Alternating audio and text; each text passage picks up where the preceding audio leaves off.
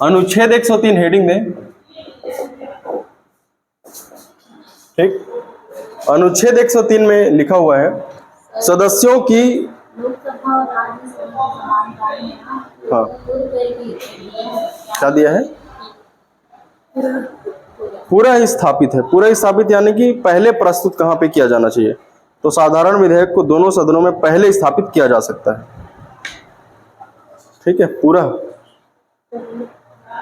Notes भेजा हो, देखे ना आप लोगों को लोकसभा राज्यसभा की समानताएं और उसमें तुलना का नोट्स भेजूंगा बोला था, भेज दिया है टेलीग्राम में, उसको नोट कर लेना है, टेलीग्राम में भेजा हूं। कल समझा दिया था, होमवर्क दे रहा था, फिर सोचा चल यार दे देता हूं नोट्स, तो भेज दिया। ठीक है, अनुच्छेद 103 इसमें लिखे सदस्यों की निरर्हता से संबंधित प्रश्नों पर विनिश्चय।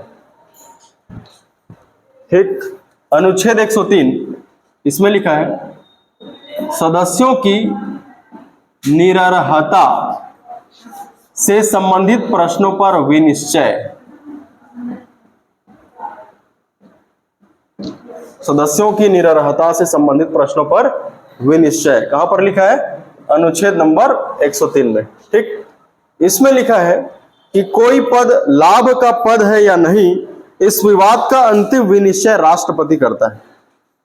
ठीक है, कोई पद लाभ का पद है या नहीं, इस बात के लिए अंतिम निर्णय कौन करता है, राष्ट्रपति करता है, पहला पॉइंट। दूसरा, अगर सांसद एक ही समय में दोनों सदनों की सदस्यता ग्रहण करेगा तो उसकी सदस्यता समाप्त हो जाएगी। अगर कोई व्यक्ति दोनों सदनों की सदस्यता एक साथ ग्रहण करता है तो उसकी सदस्यता दोनों ही सदनों से क्या हो जाएगी, समाप्त हो जाएगी। ठीक है, क्या बोला पहला पॉइंट, कोई पद लाभ का पद है या नहीं, अंतिम निर्णय कौन करता है, राष्ट्रपति। ठीक है, कोई भी व्यक्ति दोनों सदनों का सदस्य एक साथ ग्रहण नहीं कर सकता, अगर करेगा तो उसकी सदस्यता क्या हो जाएगी, समाप्त हो जाएगी। ठीक, अगला पॉइंट अनुच्छेद 103 में लिखा है यदि कोई मनोनीत सदस्य मनोनीत होने के 6 महीने बाद किसी भी दल की सदस्यता ग्रहण करता है तो उसकी सदस्यता समाप्त हो जाएगी। यदि कोई मनोनीत सदस्य मनोनीत होने के 6 महीने बाद किसी दल की सदस्यता ग्रहण करता है तो उसकी सदस्यता समाप्त हो जाएगी। मनोनीत सदस्य मतलब समझ रहे हैं, जैसे राज्यसभा में मनोनीत सदस्य किन किन क्षेत्रों से, साहित्य, कला, विज्ञान और समाज सेवा। ठीक, लोकसभा में मनोनयन एंग्लो इंडियन समुदाय के लोगों को, जिसे समाप्त कर दिया गया है 104 संविधान संशोधन अधिनियम 2019 के तहत। ठीक, तो यदि कोई मनोनीत सदस्य मनोनीत होने के 6 महीने बाद किसी दल की सदस्यता ग्रहण करता है तो उसकी सदस्यता क्या हो जाएगी, समाप्त हो जाएगी। ठीक, अगला पॉइंट इसमें लिखा है अनुच्छेद 103 में यदि कोई निर्दलीय प्रत्याशी जिसने विधानसभा का चुनाव जीता हो या लोकसभा का चुनाव जीता हो, जीतने के बाद किसी दूसरे दल की सदस्यता ग्रहण करता है तो भी उसकी सदस्यता क्या हो जाएगी, समाप्त हो जाएगी। ठीक है, ये एग्जाम में आ चुका है, इस तरह का क्वेश्चन याद रखेंगे। मनोनीत सदस्य मनोनीत होने के 6 महीने बाद किसी दूसरे दल की सदस्यता या किसी दल की सदस्यता ग्रहण करेगा तो उसकी सदस्यता समाप्त। यदि कोई निर्दलीय सदस्य जीतने के बाद किसी दूसरे दल की सदस्यता ग्रहण करता है तो उसकी सदस्यता समाप्त। ठीक, इसके अलावा कोई सदस्य सदन का इसके अलावा कोई व्यक्ति सदन का सदस्य नहीं बन सकेगा या कोई सदस्य सदन की सदस्यता के लिए अयोग्य हो जाएगा अगर वो लगातार 60 दिनों तक क्या हो जाए, अनुपस्थित हो जाए, 60 दिनों तक अनुपस्थित हो जाए। ये कौन से अनुच्छेद में बताया था, अनुच्छेद नंबर 101। ठीक, इसके अलावा नोट करके आप लिखेंगे जन प्रतिनिधित्व अधिनियम, जन प्रतिनिधित्व अधिनियम 1951, जन प्रतिनिधित्व अधिनियम 1951। ठीक, इसके अनुसार यदि कोई व्यक्ति या यदि कोई सदस्य लोकसभा, विधानसभा, राज्यसभा का जिसे 2 साल की कारावास की सजा हुई है, ठीक, तो सजा समाप्त होने के बाद 6 साल तक वो चुनाव नहीं लड़ सकता। मतलब कितने साल का नुकसान हो जाएगा, टोटल 8 साल। समझ में आ रहा है? यदि कोई सदस्य जो लोकसभा का सदस्य है या राज्यसभा का सदस्य है, विधानसभा का सदस्य है या नगरीय निकाय का भी सदस्य, नगरीय निकाय यानी कि नगर पंचायत, नगर पालिका परिषद और नगर निगम, ठीक, यहां का सदस्य है और उसे 2 साल की सजा हो गई, 2 साल के कारावास की सजा हो गई, तो सजा जिस दिन समाप्त होगी वहां से लेकर 6 साल तक वो चुनाव नहीं लड़ सकेगा। किसके तहत? जन प्रतिनिधित्व अधिनियम 1951 के तहत। ठीक है, तो ये अनुच्छेद 103 में इतनी बातें लिखी है, एक बार रिवीजन करते हैं। अनुच्छेद 103 में क्या लिखा है? सदस्यों की निरर्हता से संबंधित प्रश्नों पर विनिश्चय। निरर्हता मतलब अयोग्यता, ठीक, कौन सा सदस्य अयोग्य है इस बात का निर्णय कौन करता है और कैसे होता है, ये सारी बातें इसमें लिखी है। तो पहला पॉइंट लिखा है कि कोई पद लाभ का पद है या नहीं, इस बात का अंतिम निर्णय राष्ट्रपति करता है। ठीक है, लाभ के पद पर रहते रहते लोकसभा का सदस्य, राज्यसभा का सदस्य, विधानसभा विधान परिषद के सदस्य, नगरीय निकायों के सदस्य, पंचायतों के सदस्य हम नहीं बन सकेंगे। ठीक है, तो कौन सा पद लाभ का पद है या कौन सा पद लाभ का पद नहीं है, ये अंतिम निर्णय किसका रहेगा? राष्ट्रपति का रहेगा। ठीक है, जैसे आपको मालूम है और बता भी चुका हूं, ओपी चौधरी सर ने पहले इस्तीफा दिया कलेक्टर के पद से, उसके बाद ही विधानसभा का चुनाव लड़ा। मतलब जो कलेक्टर का पद था, जो आईएएस का पद है, वो क्या है? लाभ का पद है, सरकारी नौकरी लाभ का पद है। तो लाभ के पद पर रहते रहते विधानसभा, राज्यसभा, लोकसभा के सदस्य नहीं बन सकते। ठीक, तो लाभ का पद कौन है कौन नहीं है कौन बताएगा? राष्ट्रपति बताएगा। ठीक, अगला अगला क्या लिखा है? कोई भी व्यक्ति एक साथ दोनों सदनों का सदस्य नहीं बन सकता। अगला, यदि कोई मनोनीत सदस्य मनोनीत होने के 6 महीने बाद किसी दल की सदस्यता ग्रहण करता है तो उसकी सदस्यता समाप्त हो जाएगी। ठीक, यदि कोई निर्दलीय सदस्य चुनाव जीतने के बाद किसी दल की सदस्यता ग्रहण करता है तो उसकी सदस्यता समाप्त हो जाएगी। कोई सदस्य जो 60 दिनों तक बैठकों में अनुपस्थित रहा हो तो उसकी सदस्यता भी समाप्त हो जाएगी बिना सूचना के, जिसमें स्थगन और सत्रावसान वाली अवधि को शामिल नहीं किया गया है। लिखवा चुका हूं अनुच्छेद 101 में। जन प्रतिनिधित्व अधिनियम 1951 में क्या लिखा है कि यदि किसी व्यक्ति को 2 साल से अधिक की सजा हो चुकी है तो सजा समाप्त होने के 6 साल तक वो चुनाव नहीं लड़ पाएगा। जैसे अभी राहुल गांधी जी के ऊपर ये लगा था, मालूम है कि नहीं है ना? उन्हें 2 साल की सजा हो गई थी, तो न्यूज़पेपर में छपा या सभी लोगों ने कहा कि सजा जिस दिन समाप्त होगी वहां से लेकर 6 साल तक चुनाव नहीं लड़ पाएंगे। तो उसके बाद फिर से नया आया कि अब वो 2 साल की सजा से क्या कर दिया गया? उसको बरी कर दिया गया, मतलब वो सजा उन्हें अब नहीं दी गई है, इसलिए उनकी सदस्यता वापस हो गई, उनकी सदस्यता वापस हो गई। हाँ भाई, हाँ तो फिर चल जाएगा। मतलब मान लो 1 साल की सजा मिली है, 1.5 साल की सजा मिली है, तो सजा समाप्त होगा, उसके बाद वो चुनाव लड़ सकेंगे, उसके बाद वो अयोग्य नहीं होंगे। तब भी ठीक है, 2 साल की सजा मिली है और वो सजा की अवधि समाप्त हुई है, तभी 6 साल तक चुनाव नहीं लड़ पाएगा। लेकिन मान लो आप इसमें बोलेंगे 1 साल 10 महीना का हुआ तो 1 साल 10 महीने का सजा मिला, सजा समाप्त हुआ, तुरंत चुनाव लड़ लेगा वो। समझ में आ रहा है कि नहीं यार? हाँ ठीक है, तो कैसे भी करके 2 साल नहीं होने देना है। ठीक, चलो लिखो अनुच्छेद 103, इसमें लिखे सदस्यों की निरर्हता से संबंधित प्रश्नों पर विनिश्चय। हेडिंग दो, सदस्यों की निरर्हता से संबंधित प्रश्नों पर विनिश्चय।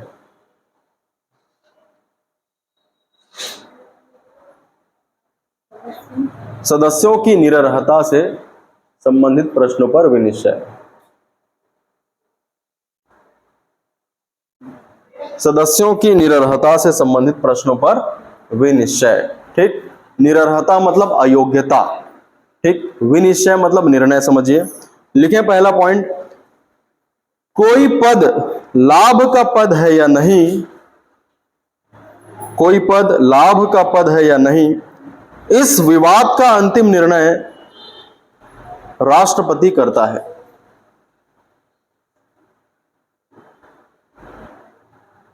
कोई पद लाभ का पद है या नहीं, इस बात का अंतिम निर्णय राष्ट्रपति करता है।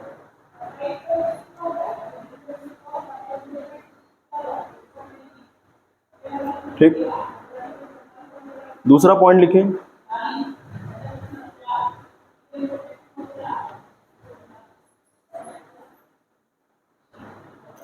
अगर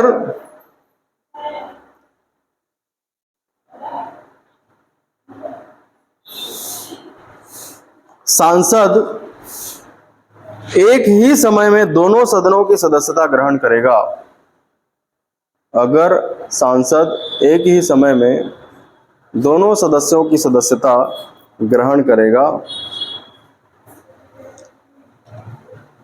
अगर सांसद एक ही समय में दोनों सदनों की सदस्यता ग्रहण करेगा तो उसकी सदस्यता समाप्त हो जाएगी, तो उसकी सदस्यता समाप्त हो जाएगी।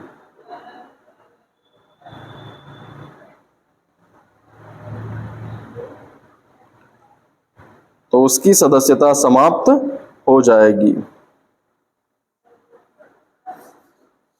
ठीक, अगला पॉइंट, यदि कोई मनोनीत सदस्य, यदि कोई मनोनीत सदस्य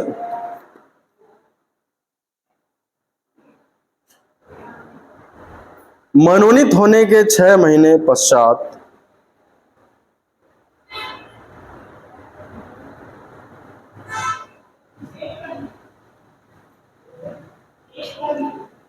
मनोनीत होने के 6 महीने पश्चात किसी भी दल की सदस्यता ग्रहण करता है,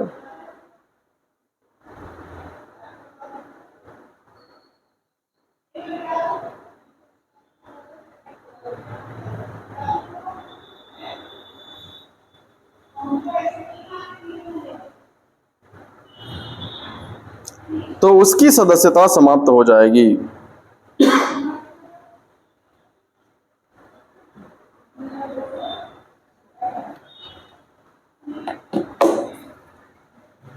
तो उसकी सदस्यता समाप्त हो जाएगी।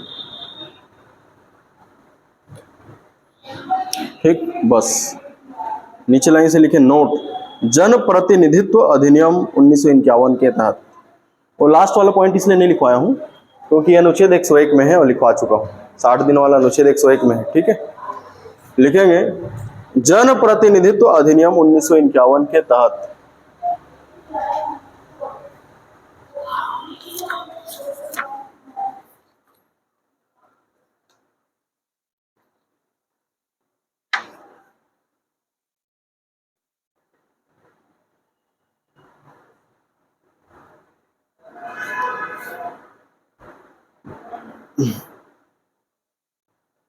जन प्रतिनिधित्व अधिनियम 1951 के तहत लिखें, आगे डेस लगा के, यदि किसी व्यक्ति को 2 साल से अधिक की सजा हो चुकी है, यदि किसी व्यक्ति को 2 साल से अधिक की सजा हो चुकी है,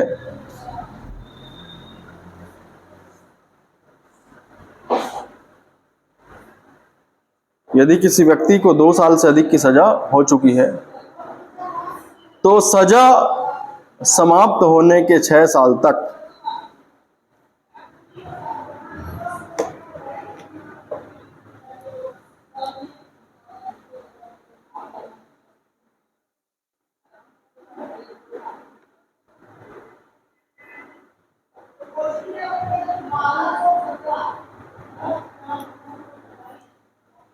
तो सजा समाप्त होने के 6 साल तक चुनाव नहीं लड़ सकेगा।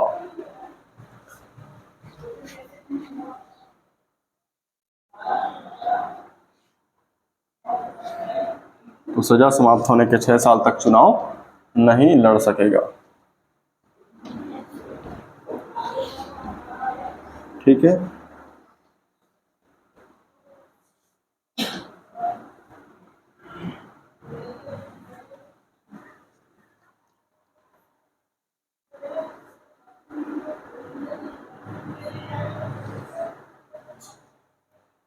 ठीक, चलिए अगला हेडिंग दो, अनुच्छेद 105, इसमें लिखा है संसद सदस्यों के विशेष अधिकार, संसद सदस्यों के विशेषाधिकार।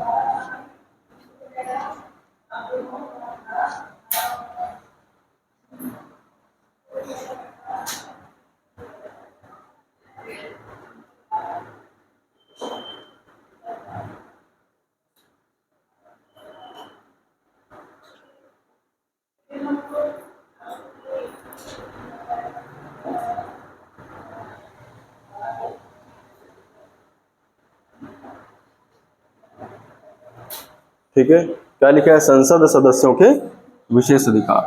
ठीक, चलिए ध्यान से सुने, पहला पॉइंट क्या लिखा है? संसद के किसी सदस्य को सत्र के दौरान, सत्र जब चल रहा हो, बैठकें जब चल रही हो, अधिवेशन जब चल रही हो, तो संसद के किसी सदस्य को सत्र के दौरान 40 दिन पूर्व तथा 40 दिन बाद सिविल मामलों में गिरफ्तार नहीं किया जा सकता। सिविल मामलों में गिरफ्तार नहीं किया जा सकता। ठीक, किंतु उन्हें फौजदारी मामलों पे गिरफ्तार किया जा सकता है। फौजदारी मामलों में गिरफ्तार किया जा सकेगा, वो भी अध्यक्ष की अनुमति से। किनकी अनुमति चाहिए? अध्यक्ष की अनुमति चाहिए। ठीक, किंतु संसद भवन के भीतर गिरफ्तार नहीं किया जा सकता। संसद भवन के भीतर गिरफ्तार नहीं किया जा सकता, संसद भवन के बाहर ही गिरफ्तार किया जाएगा। ठीक, संसद भवन के भीतर क्या चल रहा है, क्या बातें चल रही है, क्या निर्णय चल रहे हैं, उस पर न्यायालय जांच नहीं किया जा कर सकता, तो न्यायिक जांच नहीं की जा सकती। ठीक है, सत्र के या अधिवेशनों की न्यायिक जांच हो सकती क्या? नहीं हो सकती। ठीक, इसके अलावा यदि सत्र चल रहा हो तो सदन के किसी सदस्य को गवाही देने के लिए न्यायालय में नहीं बुलाया जा सकता। समझ में आ रहा है सारी बातें? फिर से देखो क्या लिखा है अनुच्छेद 105 में? संसद सदस्यों के विशेष अधिकार। संसद के किसी भी सदस्य को सत्र के दौरान, सत्र मतलब बैठकें, जैसे अभी इस क्लासरूम की बैठकें हो रही है, ऐसा समझ लीजिए। अभी सत्र चल रहा है, एक हफ्ते तक लगातार चलेगा, मंडे टू सैटरडे लगातार मान लो सत्र चल रहा है, बैठकें चल रही है सुबह 10 बजे से 2 बजे तक दोपहर के। ठीक है, तो सत्र जब चल रहा है मंडे टू सैटरडे 10 बजे से 2 बजे तक, तो सत्र चलने के दौरान 40 दिन पहले और 40 दिन बाद तक किसी भी सदस्य को सिविल मामलों में गिरफ्तार नहीं किया जा सकता। अब सिविल मामला क्या है और फौजदारी मामला क्या है? फौजदारी मामलों में अध्यक्ष की अनुमति से गिरफ्तार कर सकते हैं, सिविल मामलों में गिरफ्तार नहीं कर सकते। सिविल मामला मतलब निजी मामला। ठीक, हमारा निजी मामला क्या है? जैसे उत्तराधिकार से संबंधित विवाद, दो भाइयों के बीच जो विवाद हो जाए कि पिता की संपत्ति पर मेरा अधिकार है, या बहन के साथ लड़ाई हो जाए कि तुम्हारा अधिकार नहीं हमारा अधिकार है, तो इसको हम बोलते हैं सिविल मामला। ठीक है, तलाक से संबंधित मामला भी क्या है? सिविल मामला। निजी मामला सिविल मामला है। फौजदारी मामला मतलब सार्वजनिक मामला, चोरी, डकैती, हत्या, ये सभी मामले क्या है? फौजदारी मामले। तो सिविल मामलों पर गिरफ्तार नहीं किया जा सकता 40 दिन पहले 40 दिन बाद। फौजदारी मामलों पर गिरफ्तार कर सकते हैं, मतलब चोरी, हत्या, डकैती जैसा इल्जाम यदि किसी सदस्य के ऊपर लगा है तो अध्यक्ष की अनुमति लेकर उसे गिरफ्तार किया जा सकता है। लेकिन संसद भवन के भीतर गिरफ्तार नहीं करेंगे, बाहर ही गिरफ्तार करेंगे। ठीक, और संसद के कार्यवाही की न्यायिक जांच नहीं की जा सकती। संसद भवन के भीतर क्या चल रहा है, किस टॉपिक पर बात चल रहा है, न्यायालय में जांच नहीं किया जा सकता। ठीक है, साक्षी के रूप में या गवाही के रूप में संसद के किसी सदस्य को जब अधिवेशन चल रहा हो तो उसे नहीं बुलाया जा सकता। समझ में आ रहा है कि नहीं आ रहा है? संसद के किसी सदस्य को न्यायालय नहीं बुलाया जा सकता जब संसद का अधिवेशन चल रहा है। बस चलो लिखो अनुच्छेद 105 हेडिंग 2 संसद सदस्यों के विशेष अधिकार। संसद सदस्यों के विशेष अधिकार, इसमें लिखो पहला पॉइंट, संसद के किसी भी सदस्य को सत्र के दौरान, संसद के किसी भी सदस्य को सत्र के दौरान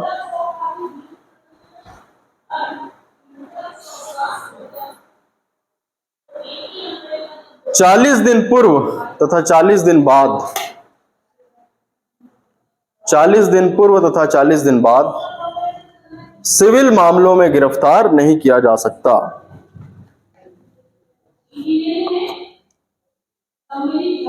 ठीक, 40 दिन पूर्व तथा 40 दिन बाद सिविल मामलों में गिरफ्तार नहीं किया जा सकता।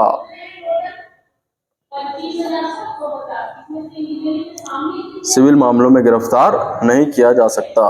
पूर्ण विराम। अगला पॉइंट,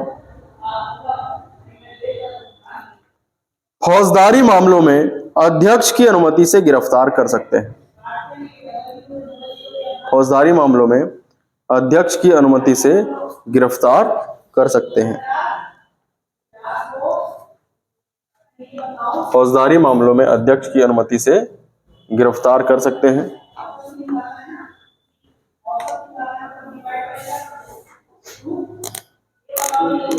फौजदारी मामलों में अध्यक्ष की अनुमति से गिरफ्तार कर सकते हैं।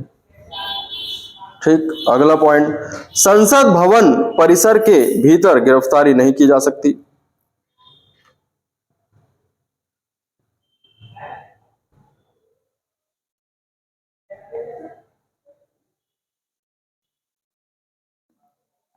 संसद भवन परिसर के भीतर गिरफ्तारी नहीं की जा सकती। संसद भवन परिसर के भीतर गिरफ्तारी नहीं की जा सकती।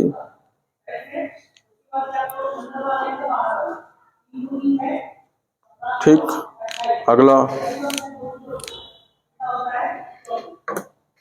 जब संसद का अधिवेशन चल रहा हो तो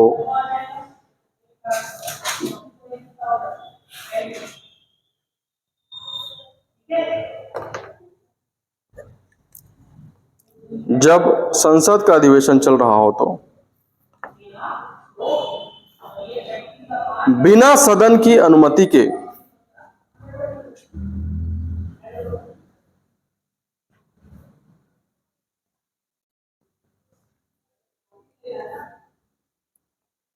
सदस्य को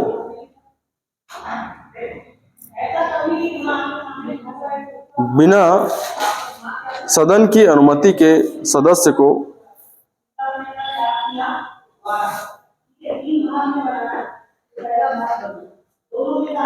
समन के रूप में नहीं बुलाया जा सकता। समन, समन मतलब हाजिर, हाजिर होना, हाजिर होने के लिए नहीं कहा जा सकता। समन,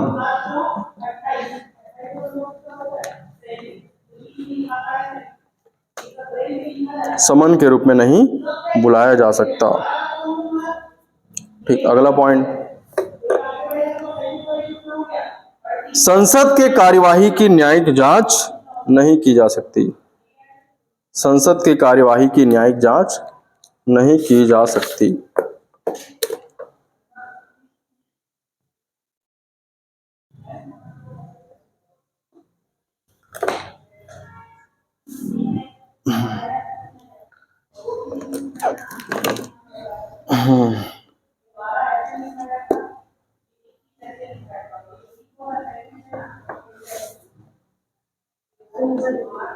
रिपीट करूं, जब संसद का अधिवेशन चल रहा हो तो बिना सदन की अनुमति के, अरे कैसे चलेगी, बिना सदन की अनुमति के किसी सदस्य को समन के रूप में नहीं बुलाया जा सकता। समन, समन के रूप में नहीं बुलाया जा सकता। ठीक है, तो ये हो गया अनुच्छेद 105। अगला हेडिंग दीजिए अब, संसदीय प्रक्रिया। ठीक है, आसान है। 40 दिन पहले 40 दिन बाद गिरफ्तार नहीं कर सकते। सिविल मामलों में, फौजदारी मामलों में अध्यक्ष की अनुमति से गिरफ्तार कर सकते हैं, लेकिन संसद भवन परिसर के भीतर नहीं, बाहर।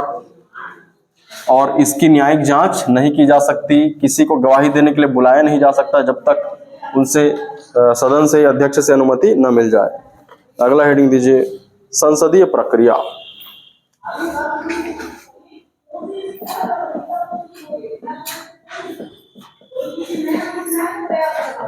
संसदीय प्रक्रिया में पहला शब्दावली है सत्र। तो सत्र मतलब क्या होता है, कई बैठकों या सम्मेलनों का सम्मिलित रूप। कई बैठकों या सम्मेलनों का सम्मिलित रूप क्या कहलाता है, सत्र कहलाता है। ठीक, जैसे मैंने बताया कि यहाँ पर हम रोज मंडे से सैटरडे बैठेंगे, बातचीत करेंगे किसी विषय पर, मतलब अभी हमारा क्या चल रहा है, सत्र चल रहा है। इस कोचिंग इंस्टीट्यूशन का क्या चल रहा है, सत्र चल रहा है, ऐसा समझिए। ठीक, तो कई बैठकें मतलब मंडे, ट्यूसडे, वेडनेसडे, रोज बैठकें, 6 दिन बैठकें, 6 दिन सम्मेलन। तो इसी के सम्मिलित रूप को क्या कहा जाता है, सत्र कहा जाता है। ठीक, तो संसद का जो सत्र होता है, 3 सत्र होते हैं प्रमुख रूप से। कौन कौन सा सत्र, सबसे पहला बजट सत्र, जो फरवरी महीने से मई तक चला जा सकता है, इसके पहले भी समाप्त हो सकता है। फिर आता है मानसून सत्र। मानसून सत्र जब पानी वानी गिरता है, मतलब जून जुलाई के आसपास। ठीक, उसके बाद 2-3 महीने तक। फिर अगला ठंड के महीने में शीतकालीन सत्र, अक्टूबर नवंबर दिसंबर के आसपास शीतकालीन सत्र का आयोजन होता है। ठीक है, जुलाई से सितंबर, नवंबर से दिसंबर, जुलाई से सितंबर और ये नवंबर और दिसंबर। ठीक, इन सत्रों के अलावा और भी सत्र बुलाए जा सकते हैं, उसको कहा जाता है विशेष सत्र। इन सत्रों के अलावा और भी सत्र बुलाए जा सकते हैं, विशेष सत्र। ठीक, किनके द्वारा? राष्ट्रपति के द्वारा बुलाया जा सकेगा। जैसे छत्तीसगढ़ में आरक्षण वाले मामला के लिए भी विशेष बैठक बुलाई गई। ठीक है, 14 दिन की पूर्व सूचना देकर विशेष सत्र बुलाया जा सकता है, किनके द्वारा? राष्ट्रपति। और राज्य में अगर बात करेंगे तो राज्यपाल के द्वारा। ठीक, 2 सत्रों के बीच 6 महीने से अधिक का गैप नहीं होना चाहिए, याद रखेंगे। 2 सत्रों के बीच 6 महीने से अधिक का गैप नहीं होना चाहिए। ठीक है, मतलब मान लो फरवरी में बैठक चालू हुआ, मई में समाप्त हुआ, तो मई के बाद 6 महीना खाली नहीं होना चाहिए। 6 महीना के भीतर दूसरी बैठक चालू हो जाना चाहिए, ये वाला या ये वाला। 6 महीना से अधिक का गैप 2 सत्रों के बीच नहीं होना चाहिए। ठीक है, विशेष सत्र कितने दिन की पूर्व सूचना देकर बुलाया जा सकता है? 14 दिन। किनके द्वारा? ठीक, सत्र बुलाता कौन है? राष्ट्रपति बुलाता है। ठीक, सत्र बुलाता कौन है? राष्ट्रपति, जिसको बोलते हैं सत्र आह्वान करना। सत्र आह्वान करना, सत्र बुलाने का काम राष्ट्रपति। ठीक, उसके बाद और क्या होता है? सत्र की समाप्ति, उसको बोलते हैं सत्रावसान। सत्र बुलाना, सत्र आह्वान, सत्र की समाप्ति, सत्र अवसान। और एक होता है विघटन। लोकसभा का विघटन भी कौन करता है? राष्ट्रपति। एक शब्दावली होता है स्थगन। स्थगन मतलब बैठकें चल रही है, उसको बोल देगा चलो पे जाओ, नहीं होगा आज बैठक। ठीक है, गुस्सा होकर बोल देगा या बिना गुस्सा हुए भी बोलेगा। तो स्थगन करने का काम पीठासीन अधिकारी का होता है। तो लोकसभा में पीठासीन अधिकारी लोकसभा का अध्यक्ष होता है, राज्यसभा में पीठासीन अधिकारी सभापति होता है, विधानसभा में विधानसभा का अध्यक्ष, विधान परिषद में विधान परिषद का सभापति। ठीक, तो जो पीठासीन अधिकारी होता है वो उस बैठक को क्या कर सकता है? स्थगित कर सकता है। स्थगन 1-8 घंटे के लिए हो सकता है, 1-8 दिन के लिए हो सकता है, 1-8 महीने के लिए भी हो सकता है। ठीक, कभी कभी स्थगन अनिश्चित काल के लिए हो जाता है, उसका कुछ नाम है ना, साइन डाइक स्थगन बोलते हैं, साइन डाई, आगे लिखाऊंगा मैं। ठीक है, तो सत्र कौन बुलाता है? राष्ट्रपति। बैठकें चल रही है Monday to Friday, Monday to Saturday. ठीक, उसके बाद अब बैठक समाप्त कर रहा हूं, बैठक अब नहीं होगी इसके बाद, उसको बोलते हैं सत्र अवसान। ये भी कौन करता है? राष्ट्रपति। ठीक है, जैसे अभी प्रीलिम्स का एग्जाम रहेगा आपका फरवरी में, तो पूरा जनवरी भर आएंगे आप लोग। ठीक, 30 जनवरी तक आएंगे, 31 जनवरी से 15 फरवरी तक क्या रहेगा आप क्लास में? सत्रावसान रहेगा। समझ में आ रहा है ना? सत्रावसान मतलब बैठकें नहीं चलेगी, छुट्टी में रहोगे सीधा सीधा। विघटन, क्लासरूम का विघटन, नए तरीके से रीशेड्यूल हो जाएगा। टेंडर भी समाप्त, फरवरी में उनका कार्यकाल समाप्त हो जाएगा। उसके बाद नए तरीके से हो सकता है नया रिक्रूटमेंट करे कलेक्टर साहब, या हम ही लोग को नियुक्त कर दे, उधर बैठा है, तो रीशेड्यूल क्या कहलाएगा? विघटन, है ना, नया चुनाव होना। विघटन मतलब नया चुनाव होना, जो कौन करता है? राष्ट्रपति। या 5 साल कार्यकाल हो जाए तो अपने आप विघटन हो जाता है। स्थगन, बैठक चल रही है, तो मैं अभी पीठासीन अधिकारी हूं, चलो जाओ, 1 घंटा भी क्लास नहीं लगेगी, उसके बाद आप लोग बढ़िया मंदिर घूम के आ जाएंगे। ठीक है, तो वही है स्थगन, जो 1 घंटे के लिए हो सकता है, 1 दिन के लिए हो सकता है, 1 हफ्ते के लिए, 1-8 महीने के लिए भी हो सकता है, अनिश्चित काल के लिए भी हो सकता है स्थगन। कोरोना काल फैल गया, कोई क्लास नहीं लगेगी अनिश्चित काल तक, जब तक हमें नहीं लगेगा कि अब बुलाया जाना चाहिए तब तक स्थगित कर दो क्लास को, तो वो क्या है? स्थगन। ठीक, जो यहाँ का अधिकारी करेगा, नोडल अधिकारी करेगा, यादव साहब कर देंगे।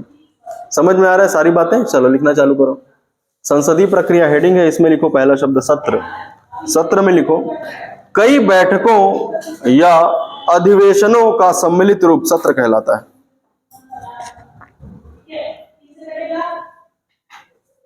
कई बैठकों या अधिवेशनों, उसी को सम्मेलन भी बोल देते हैं। कई बैठकों या अधिवेशनों का सम्मिलित रूप सत्र कहलाता है।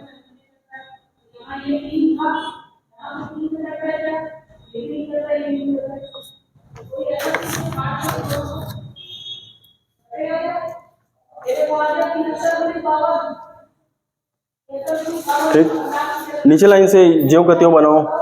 सत्र लिखो, सत्र के नीचे इसको 3 शाखाओं में बांटो। सत्र लिखो, पहले सत्र को 3 शाखाओं में बांटो, बजट सत्र, मानसून सत्र और शीतकालीन सत्र। अवधि भी लिख लो, फरवरी से मई तक, जुलाई से सितंबर तक, नवंबर से दिसंबर तक। ये अप्रोक्सीमेट है, इसमें थोड़ा बहुत चेंजेस से आगे पीछे हो सकता है।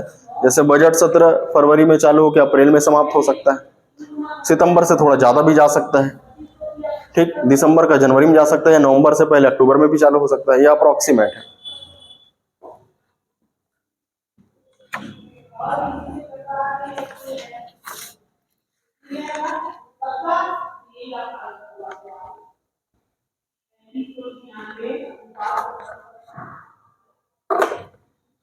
ठीक, इन तीनों सत्रों में सबसे लंबा और महत्वपूर्ण सत्र माना जाता है बजट सत्र।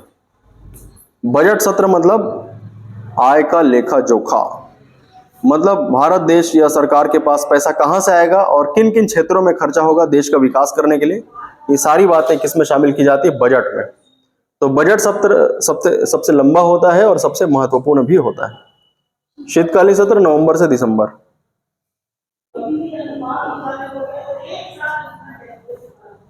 नवंबर से दिसंबर, ठीक। बजट सत्र में लिख लो ब्रैकेट में वहीं पर, या अलग से लिख लो नोट करके, बजट सत्र सबसे लंबा एवं महत्वपूर्ण होता है। बजट सत्र सबसे लंबा एवं महत्वपूर्ण होता है। बजट सत्र सबसे लंबा एवं महत्वपूर्ण भी होता है।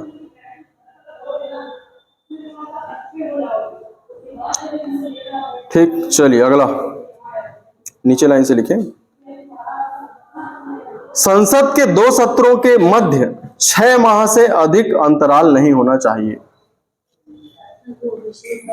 लिखाऊंगा ना, आगे लिखाऊंगा, ठीक। आगे लिखो, डॉट लगा लगा के, टिक लगा लगा के लिखो, संसद के 2 सत्रों के मध्य 6 माह से अधिक का अंतराल नहीं होना चाहिए।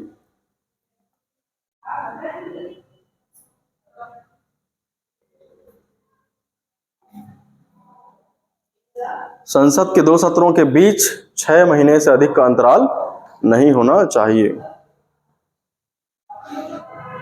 ठीक, अगला डॉट या अगला टिक, अगला पॉइंट, इन सत्रों के अलावा राष्ट्रपति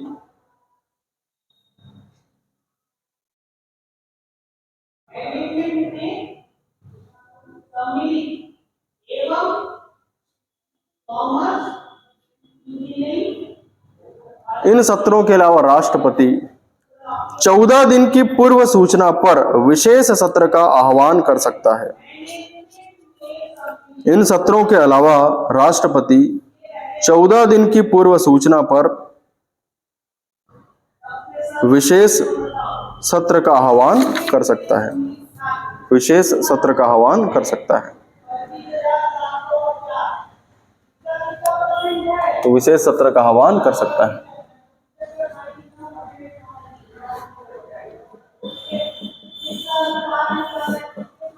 हो गया। तो विशेष सत्र का आह्वान कौन करेगा?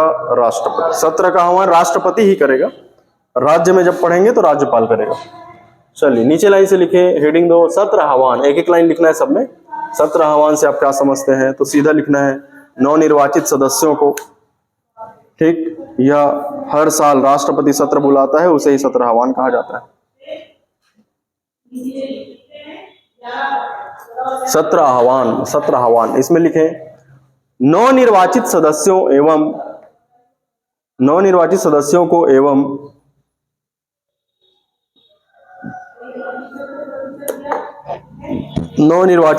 को एवं प्रत्येक वर्ष राष्ट्रपति सत्र बुलाता है। नवनिर्वाचित सदस्यों को एवं प्रत्येक वर्ष राष्ट्रपति सत्र बुलाता है।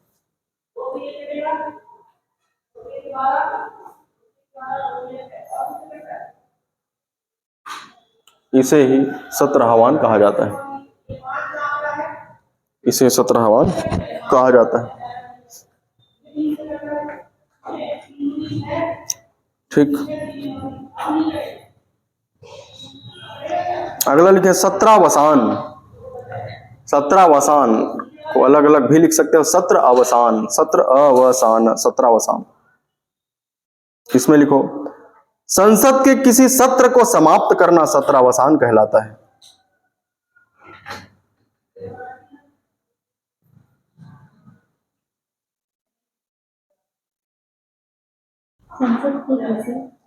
संसद के किसी सत्र को समाप्त करना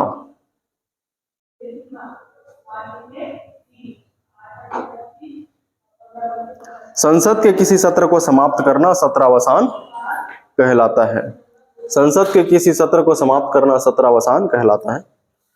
सत्रावसान कितना हो सकता है? मैक्सिमम 6 महीना। ठीक है, इसी को दीर्घ अवकाश भी बोलते हैं। लिख लो, सत्रावसान को ही क्या बोलते हैं? दीर्घ अवकाश,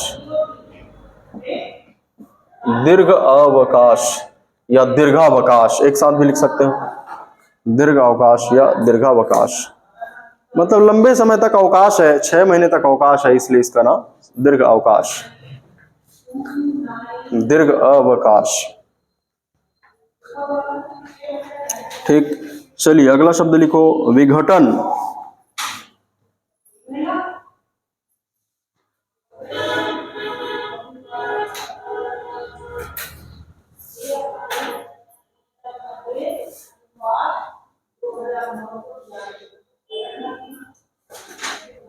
विघटन में लिखो, सदन के कार्यकाल की समाप्ति।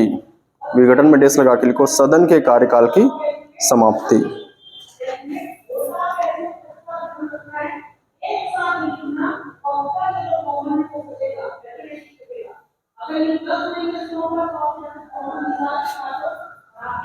ठीक, नीचे लाइन से लिखो, लोकसभा को विघटित किया जा सकता है।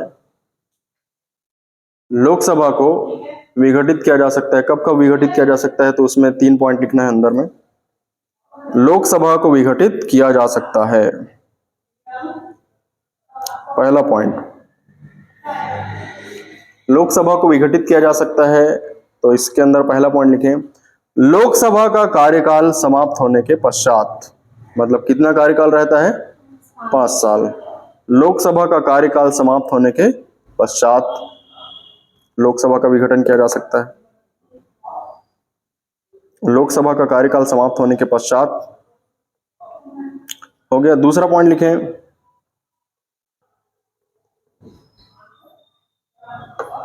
दूसरा, राष्ट्रीय आपातकाल के दौरान, राष्ट्रीय आपातकाल के दौरान, राष्ट्रीय आपातकाल के दौरान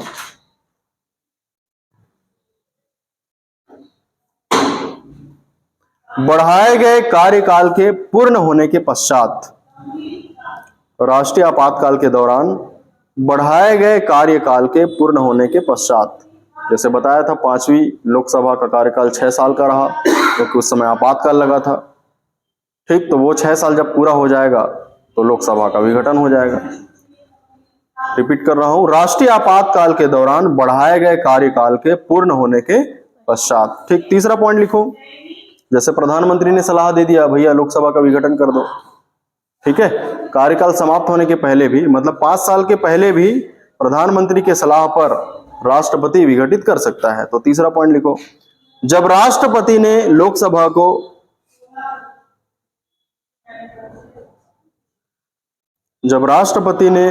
को विघटित करने संबंधी निर्णय लिया हो, जब राष्ट्रपति ने लोकसभा को विघटित करने संबंधी निर्णय लिया हो।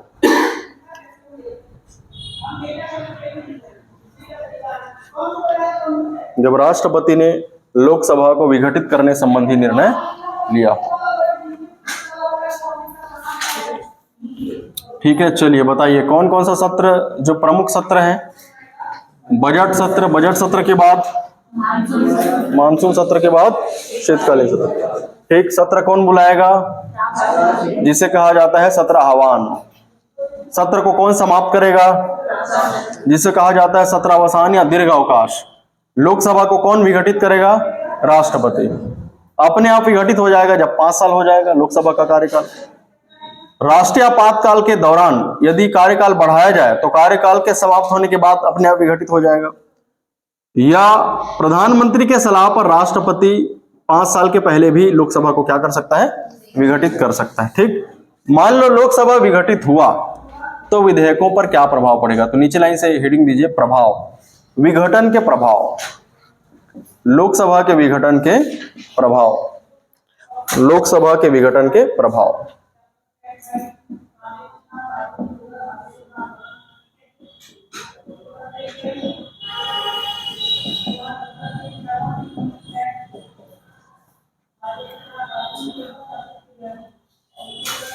ठीक है, लोकसभा विघटन मतलब समझ में आ रहा है, लोकसभा विघटन मतलब अब नया चुनाव होने वाला है, मतलब सरकार गिर गई, सरकार क्या हो गई, गिर गई, नया चुनाव होने वाला है। ठीक, तो लोकसभा का विघटन हो गया, सरकार गिर गई, तो विधेयक पर क्या प्रभाव पड़ेगा। ठीक, तो पहला पॉइंट है, मान लो कोई विधेयक जो लोकसभा में प्रस्तुत किया गया है, ठीक, उसे पारित नहीं किया गया है, अभी लोकसभा में प्रस्तुत किया गया है, लोकसभा में पड़ा है, उसे कहा जाता है लोकसभा में पेंडिंग है, हिंदी में लोकसभा में लंबित है। तो लोकसभा के विघटन होते ही ये विधेयक क्या हो जाएगा, समाप्त हो जाएगा। पहला समझ में आ रहा है। ठीक, कोई विधेयक, विधेयक मतलब कुछ नहीं, कागज का टुकड़ा जिसमें कोई बात लिखी है जिसको पूरे देश में लागू करना है, इसी को बोल देते हैं विधेयक। तो इसको हम कहां पर लेके आए, लोकसभा में लेके आए हैं, और इस पर अभी चर्चा भी नहीं हुआ है, इसे पारित भी नहीं किया गया है, और लोकसभा का विघटन हो गया, सरकार गिर गई, तो ये विधेयक क्या हो जाएगा, समाप्त हो जाएगा। ठीक, दूसरा कंडीशन, यदि लोकसभा से पारित हुआ, कहां गया, राज्यसभा, और राज्यसभा में लंबित है, राज्यसभा में विचाराधीन है, ठीक, मतलब अभी पड़ा हुआ है, इस पर चर्चा हुआ ही नहीं है ना, चर्चा हुआ ही नहीं है, तब भी लोकसभा के विघटन होने पर यह विधेयक क्या हो जाएगा, समाप्त हो जाएगा, क्योंकि पारित करने वाला सदन लोकसभा अस्थायी सदन है।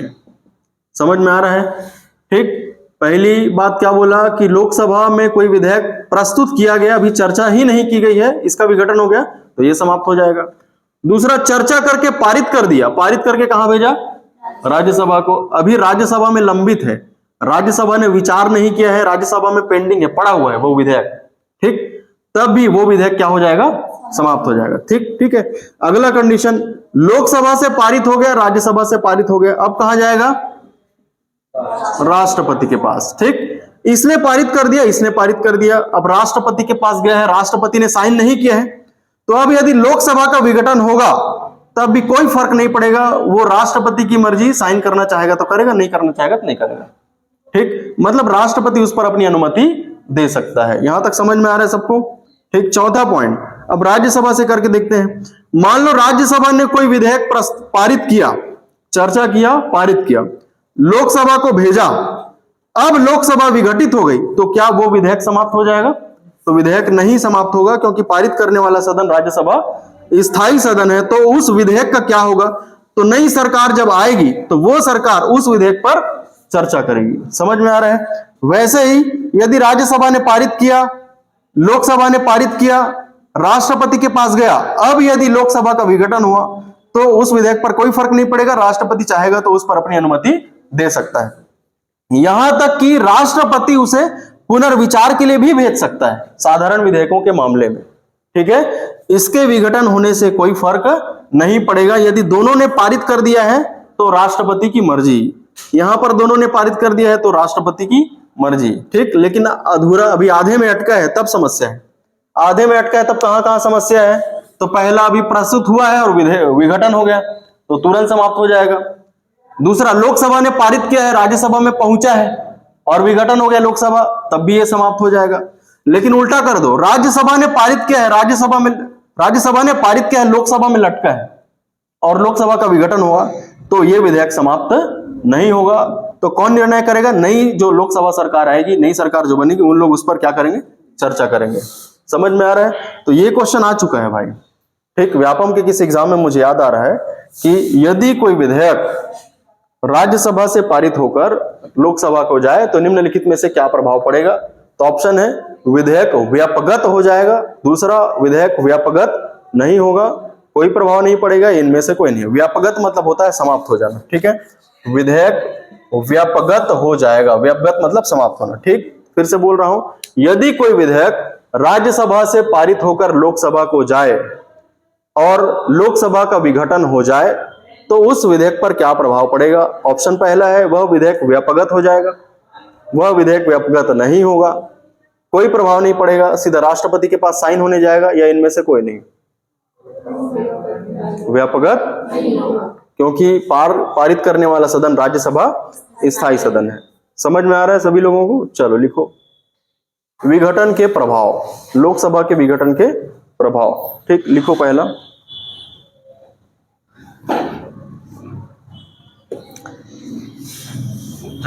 ऐसे विचाराधीन विधेयक, विचाराधीन मतलब जो विचार के अधीन है, जिस पर अभी विचार नहीं किया गया है, जिसे पारित नहीं किया गया है, उसको हम बोलते हैं विचाराधीन, विचार के अधीन। ठीक है, तो पहला पॉइंट लिखें, ऐसे विचाराधीन विधेयक, ऐसे विचाराधीन विधेयक जो लोकसभा में ही है समाप्त हो जाते हैं।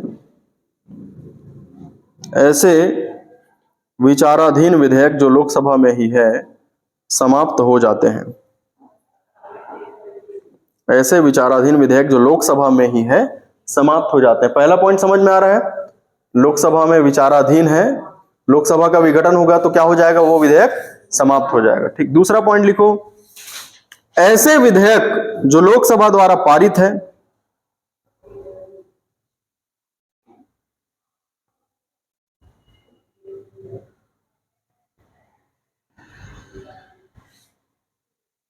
ऐसे विधेयक जो लोकसभा द्वारा पारित है किंतु राज्यसभा में विचाराधीन है।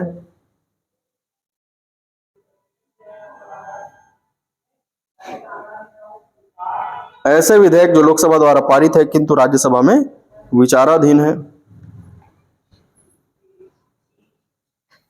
ऐसे विधेयक जो लोकसभा द्वारा पारित है किंतु राज्यसभा में विचाराधीन है, वे समाप्त हो जाते हैं। ठीक, लोकसभा द्वारा पारित है, विचार के अधीन कहां पर है? राज्यसभा में। तो लोकसभा का विघटन हुआ तो क्या हो जाएगा? वो विधेयक समाप्त हो जाएगा। ये दूसरा पॉइंट हो गया।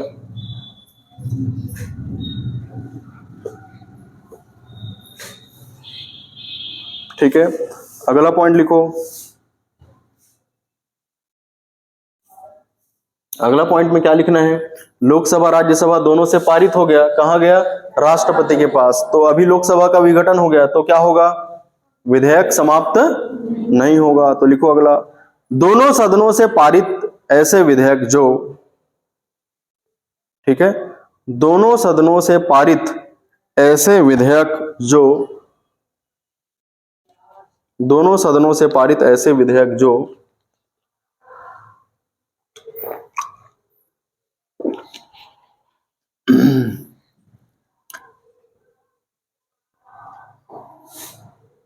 राष्ट्रपति के विचाराधीन है, राष्ट्रपति के विचाराधीन है,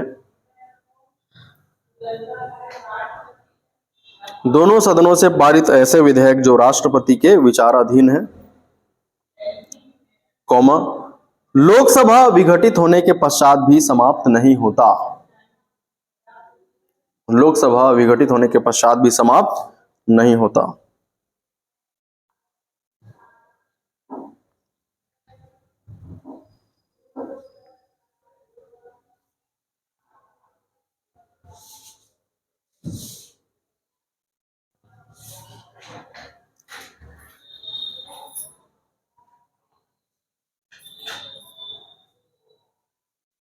ठीक, अगला पॉइंट लिखो, राज्यसभा द्वारा पारित विधेयक,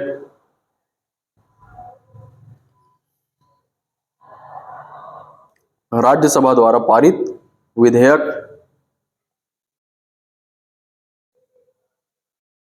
जो लोकसभा में विचाराधीन हो,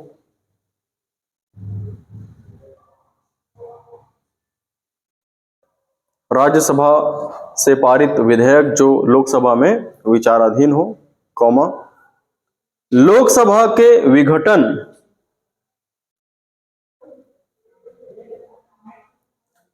के पश्चात समाप्त हो जाते हैं, सॉरी समाप्त नहीं होते हैं।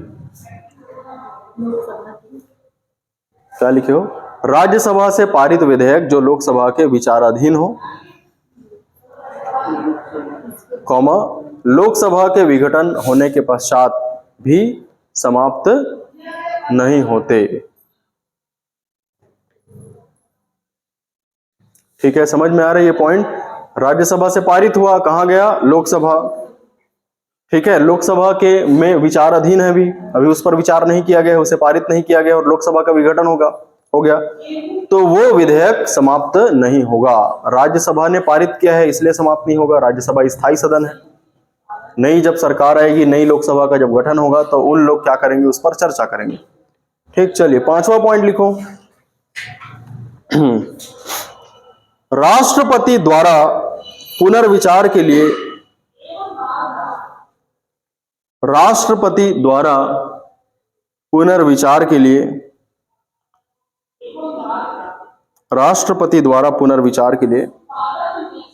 लौटाए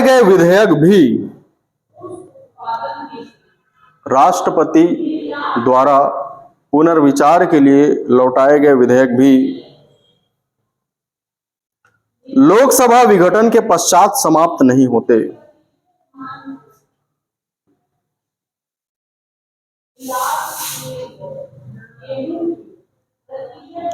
राष्ट्रपति द्वारा पुनर्विचार के लिए लौटाए गए विधेयक भी लोकसभा विघटन के पश्चात समाप्त नहीं होते। ठीक है, हाँ क्या लिखे हो? राष्ट्रपति द्वारा पुनर्विचार के लिए लौटाए गए विधेयक भी लोकसभा विघटन के पश्चात समाप्त नहीं होते। हाँ, मान लो नई सरकार आ जाएगी तो उन लोग उस पर विचार कर लेंगे। हाँ, सारी बातें लिखी हुई है। क्या बोल रहे हैं?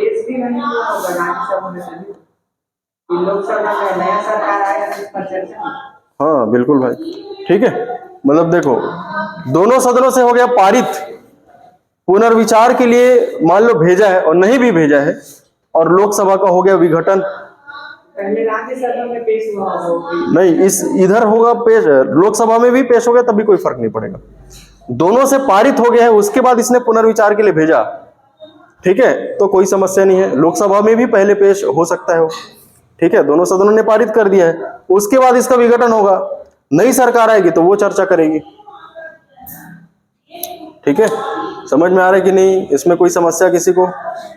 बसंती, चलो अगला लिखो। यहां तक हो गया। अब अगला पॉइंट लिखो, स्थगन। स्थगन, ठीक, तो स्थगन मतलब क्या बताया था?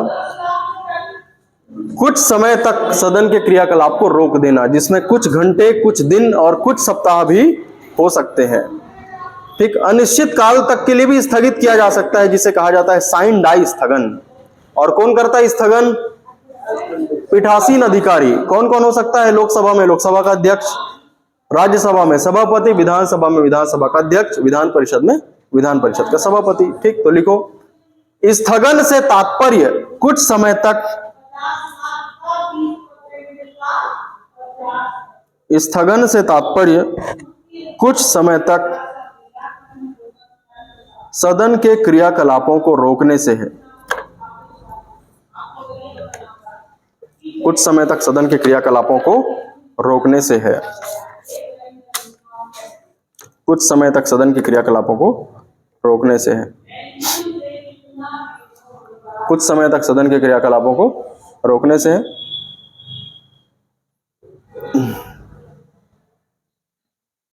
ठीक, आगे लिखे पूर्ण विराम के बाद नीचे लाइन से, स्थगन के बाद सदन को फिर से बुलाने की शक्ति,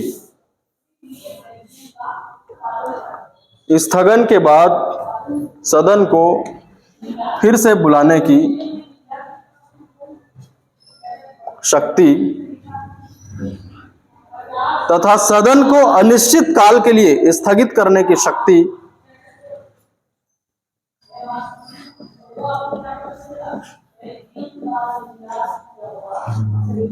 ठीक, रिपीट कर रहा हूं, स्थगन के बाद सदन को फिर से बुलाने की शक्ति तथा सदन को अनिश्चित काल के लिए स्थगित करने की शक्ति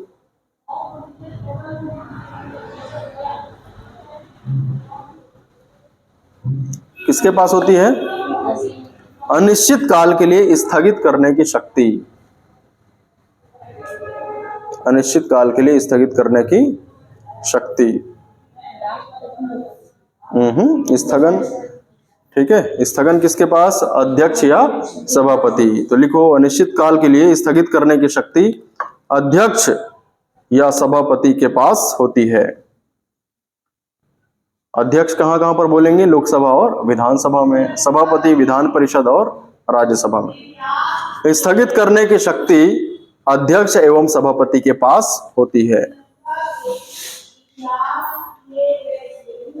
ठीक है, अब एक शब्द मैंने यूज किया, साइन डाई स्थगन। साइन डाई स्थगन क्या होता है? साइन डाई स्थगन, सदन को अनिश्चित काल के लिए स्थगित करना साइन डाई स्थगन कहलाता है। स्थगन कितनी अवधि के लिए कर सकते हैं? तो कोई सीमा नहीं है, कुछ घंटे, ठीक है, कुछ दिन, कुछ सप्ताह, और अनिश्चित काल तक के लिए स्थगन कर दो तो क्या कहलाएगा? साइन डाई स्थगन। याद रखिएगा या लिख लो आप चाहो तो। अनिश्चित काल के लिए सदन को स्थगित करना साइन डाई स्थगन कहलाता है।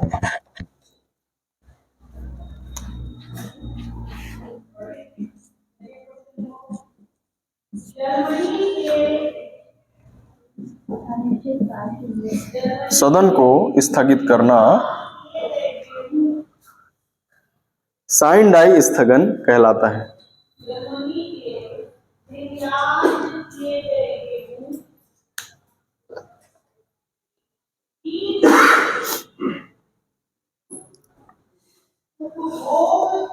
हो गया। अरुण, आपका पूरा नाम क्या है? अरुण सूर्या कि सूर्या अरुण? अच्छा, सूर्या निक नेम है। अरे वाह, बढ़िया है। मतलब अल्लू अर्जुन आपको पसंद है? अल्लू अर्जुन का नाम रहता है यार, मूवीज में अल्लू अर्जुन का नाम रहता है सूर्या। नहीं तो एक और मूवी है जो बॉल को रोक देता है, ऐसा कौन सी मूवी याद नहीं आ रहा है मुझे। लसित मलिंगा के हाथ में आने वाला रहता है, घड़ी को रोक देता है, बॉल को इधर ले आता है, ठीक है, तो उसका भी नाम सूर्या रहता है मूवी में। कौन है यार, एक्टर का नाम क्या मालूम है? याद नहीं आ रहा है मुझे। सूर्या ही नाम है क्या उसका?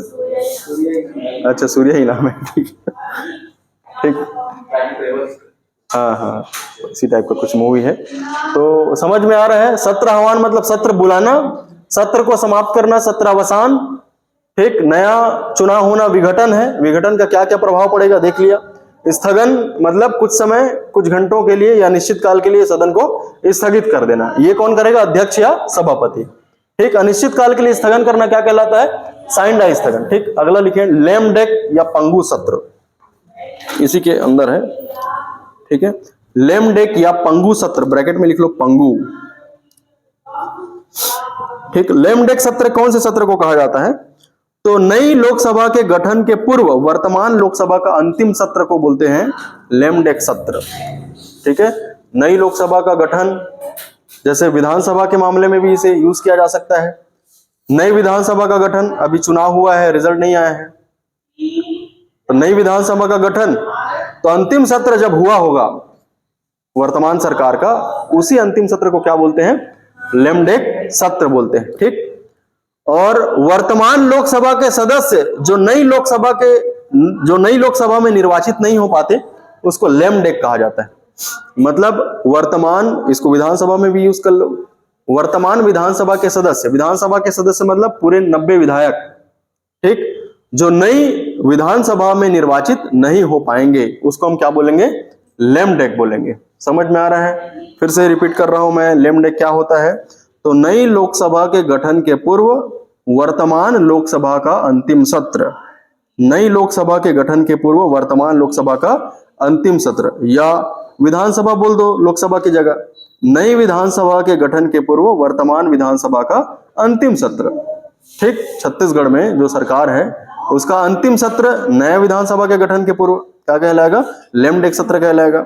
और ऐसे विधायक जो अगले चुनाव में विधायक नहीं बन पाएंगे, उन लोग क्या कहलाएंगे? लेम डेक कहलाएंगे या पंगु कहलाएंगे। समझ में आ रहा है? चलो लिखो, लेम डेक सत्र में लिखें, यह नई लोकसभा के गठन के पूर्व,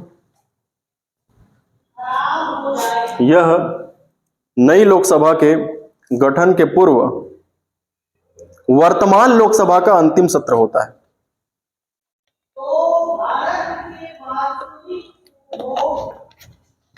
यह नई लोकसभा के गठन के पूर्व, यह नई लोकसभा के गठन के पूर्व वर्तमान लोकसभा का अंतिम सत्र होता है। वर्तमान लोकसभा का अंतिम सत्र होता है। पूर्ण विराम। आगे लिखो, वर्तमान लोकसभा के सदस्य, वर्तमान लोकसभा के सदस्य जो नई लोकसभा में निर्वाचित नहीं हो पाते, वर्तमान लोकसभा के सदस्य जो नई लोकसभा में निर्वाचित नहीं हो पाते, लेम डेक कहलाते हैं। वर्तमान लोकसभा के सदस्य जो नई लोकसभा में निर्वाचित नहीं हो पाते क्या कहलाते हैं? लेम डेक। वर्तमान लोकसभा के सदस्य जो नई लोकसभा में निर्वाचित नहीं हो पाते, नई लोकसभा के सदस्य, वर्तमान लोकसभा के सदस्य जो नई लोकसभा में निर्वाचित नहीं हो पाते क्या कहलाते हैं? बस ठीक। तो इतना आज के लिए काफी है। अगला हेडिंग दो, अनुच्छेद 85, कल से पढ़ेंगे। अनुच्छेद 85, 86, 87, ठीक है, कल पढ़ेंगे अनुच्छेद 85, 86। तो अनुच्छेद 85 हेडिंग दो। अनुच्छेद 85 के तहत राष्ट्रपति अभिभाषण, अभिभाषण करता है। अभिभाषण मतलब स्पीच, ठीक। आप जो पूछ रहे थे धन्यवाद प्रस्ताव सब इसी में आएगा। 85, 86, 86 में आएगा धन्यवाद वाला प्रस्ताव, ठीक। तो क्या क्या पढ़ा भाई आज की क्लास में? सबसे पहले अनुच्छेद 103 पढ़ा। अनुच्छेद 103 में जाना कि कौन सा सदस्य अयोग्य हो सकता है और अयोग्यता का अंतिम फैसला कौन करता है? राष्ट्रपति। लाभ का पद है या नहीं, अंतिम फैसला कौन करता है? राष्ट्रपति। और क्या पढ़े हैं? कोई भी व्यक्ति दोनों सदनों का सदस्य एक साथ नहीं हो सकता। मनोनीत होने के 6 महीने बाद किसी दल की सदस्यता प्राप्त करता है तो वो उसकी सदस्यता समाप्त हो जाएगी। कोई निर्दलीय प्रत्याशी चुनाव जीतने के बाद दूसरे दल की सदस्यता प्राप्त कर लेता है तब भी उसकी सदस्यता समाप्त हो जाएगी। जनप्रतिनिधि अधिनियम 1951 के तहत किसी व्यक्ति को 2 साल की सजा हुई है तो सजा समाप्त होने के बाद 6 साल तक वो चुनाव नहीं लड़ पाएगा, ठीक। और क्या पढ़े आज की क्लास में? 105 में संसद सदस्यों के विशेष अधिकार, ठीक। सत्र जब चल रहा हो तो 40 दिन पहले और 40 दिन बाद उसे सिविल मामलों में गिरफ्तार नहीं किया जा सकता। सिविल मामलों के उदाहरण है उत्तराधिकार के लिए विवाद, तलाक संबंधी विवाद इत्यादि। लेकिन फौजदारी मामलों में गिरफ्तार किया जा सकता है। फौजदारी मामले के उदाहरण क्या हो सकता है? हत्या, चोरी, डकैती, ये सब, ठीक। संसद भवन के परिसर में गिरफ्तार नहीं किया जाएगा, बाहर ही गिरफ्तार किया जाएगा। और उसे गवाही देने के लिए कोर्ट में नहीं बुलाया जा सकता बिना सदन की अनुमति के। संसद के भीतर क्या कार्यवाही चल रही है इस पर न्यायालय जांच नहीं कर सकता। खत्म। अगला, संसदीय प्रक्रिया सत्र क्या है? तो कई सम्मेलनों, कई बैठकों या कई अधिवेशनों के सम्मिलित रूप को सत्र कहा जाता है। प्रमुख सत्र कौन कौन से हैं? सबसे पहले बजट सत्र जो सबसे लंबा होता है, सबसे महत्वपूर्ण होता है। मानसून सत्र है, फिर शीतकालीन सत्र है। इसके अलावा भी सत्र बुलाए जा सकते हैं 14 दिन की पूर्व सूचना पर राष्ट्रपति द्वारा, जिसे विशेष सत्र के नाम से जाना जाता है। 2 सत्र के बीच अधिकतम गैप कितना हो सकता है? 6 महीना, ठीक है। फिर सत्र बुलाने को क्या बोलते हैं? सत्र आह्वान, ठीक। सत्र चल रहा और सत्र को समाप्त कर दो क्या बोलते हैं? सत्रावसान। लोकसभा का विघटन कौन करता है? राष्ट्रपति। और विघटन के क्या क्या प्रभाव पड़ते हैं ये सब हमने जाना। स्थगन कौन करता है? पीठासीन अधिकारी, जो लोकसभा का अध्यक्ष, राज्यसभा का सभापति, विधानसभा का अध्यक्ष, विधानसभा का सभापति, विधान परिषद का सभापति हो सकता है, ठीक है। लेमडेक सत्र क्या होता है? लेमडेक सत्र क्या होता है? वर्तमान लोकसभा का अंतिम सत्र, ठीक। नई लोकसभा के गठन के पूर्व वर्तमान लोकसभा का अंतिम सत्र। और ऐसे लोकसभा के सदस्य जो अगले लोकसभा में सदस्य नहीं बन पाते, चुनाव नहीं जीत पाते, उसको हम बोलते हैं लेमडेक। समझ में आ रहा है? चलिए, इतना ही पढ़ा हमने आज की क्लास में। अनुच्छेद 85 कल पढ़ेंगे। क्या पढ़ोगे इसके बाद? अगला इकोनॉमिक सर्वे।